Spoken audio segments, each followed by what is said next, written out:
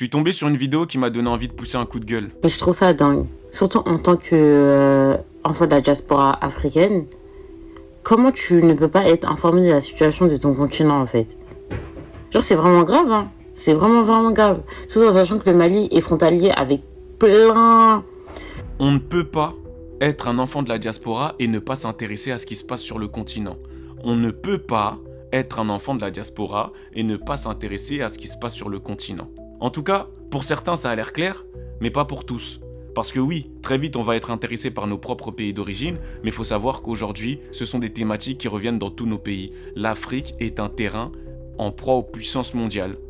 Donc on va revenir sur l'histoire du Mali brièvement pour ceux qui ne sont pas au courant et qui ne savent pas ce qu'il en est. Ce qui se passe au Mali, ça date pas d'aujourd'hui, c'est depuis 2011. Tout commence à la chute de Mouammar Kadhafi, ancien président de la Libye. Parce que, bien qu'on puisse lui reprocher pas mal de choses, mais il a apporté une certaine stabilité.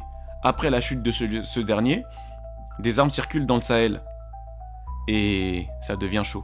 En 2012, le nord du Mali tombe entre les mains des rebelles Touaregs et des djihadistes. L'État s'effondre. En 2013, la France s'installe pour aider et stopper les rebelles. Bon, vous connaissez la France, il y avait sûrement des intérêts, mais la guerre s'installe. En 2020, ce sont les militaires qui vont prendre le pouvoir au Mali et qui vont apporter une certaine stabilité de très courte durée. Puisque maintenant, de nos jours, en 2026, il y a des attaques coordonnées entre rebelles et djihadistes. Bref, ce sont des dynamiques profondes et il faut vraiment prendre le temps de les expliquer. D'ailleurs, c'est ce que je fais sur la plateforme rouge. Si vous voulez me suivre, j'ai d'ailleurs 2 vidéos dessus.